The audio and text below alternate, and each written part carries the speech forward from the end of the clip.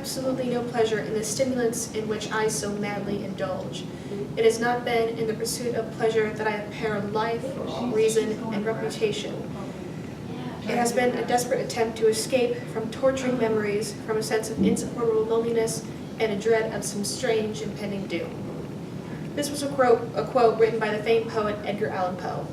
Poe struggled with depression throughout his life and was addicted to drugs and alcohol as a means of compensation.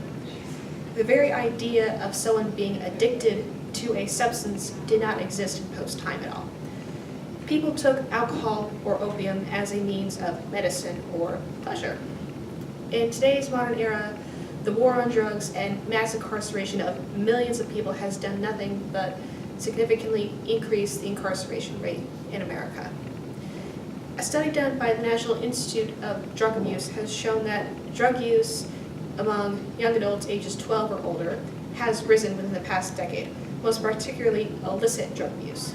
Hardcore drugs such as heroin and meth has gone down, but ER visits for accidental or intentional overdose has risen 81% since 2004.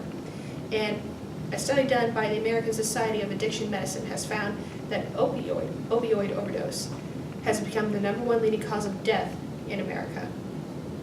The image of an addict presented to people through war on drugs commercials or drug abuse resistance educators is very homogenous. All the addict spends money on is drugs, and all the addict lives for is the next hit.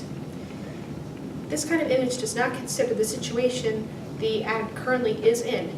Every origin of an addict is different, and every addict has their own drug. Addiction does not stem from a character flaw or error in the mind. It stems from mental and emotional pain. My late grandfather was such an example. In his youth, he enjoyed calligraphy and art. In the 40s and 50s, boys were not preferred to enjoy artistic activities, and his father greatly discouraged him from pursuing his passions, and he was absent for the majority of his childhood.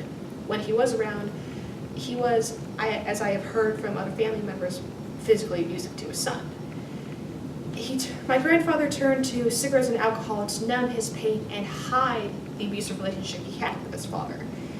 And a study done by Addiction Centers of America has shown that people who struggle with PTSD are more likely to become addicted than people who don't.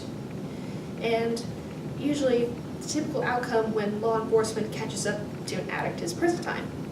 Prison time does not solve the addict's problem because the addict is being placed in a cage surrounded by other addicts or very violent people.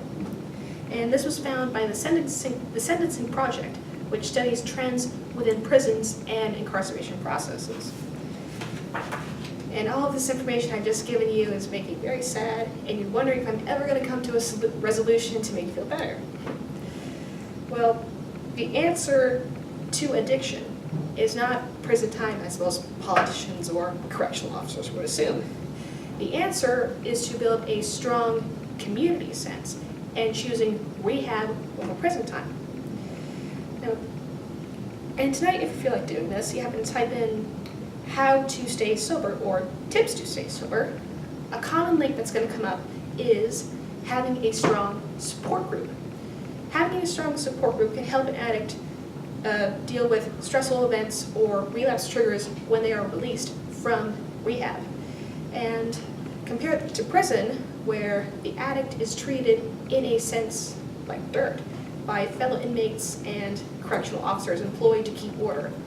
In rehab, faculty and staff try to create a sense of feeling belonging and security to better the chances of recovery, especially long-term recovery. And this is all found by Sovereign Health.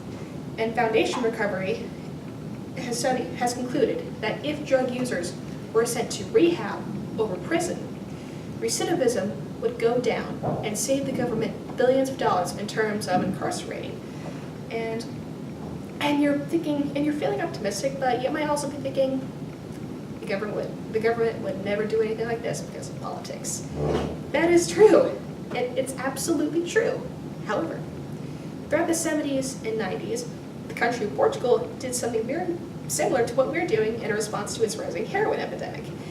And as you can guess, it didn't work out. So, starting in 2001, the Portuguese government did something very, very differently. They decriminalized all classes of drugs, from marijuana, meth, cocaine, heroin, ecstasy, etc. They decriminalized it all. And the results were astounding. By 2010, 10 years, HIV infections, overdoses from drugs, and drug usage went down about 50 to 70%. And it's been 17 years, and Portugal has one of the lowest death rates from drug overdoses in the world. That's only in 17 years compared to the last 50 years of war on drugs. Addiction is not simply about being addicted to something. Addiction is simply filling the hole of emptiness and feeling of invalidity. I believe it was the British filmmaker and actor John Harrigan who said, "We have to give love to people who think deserve it, at least."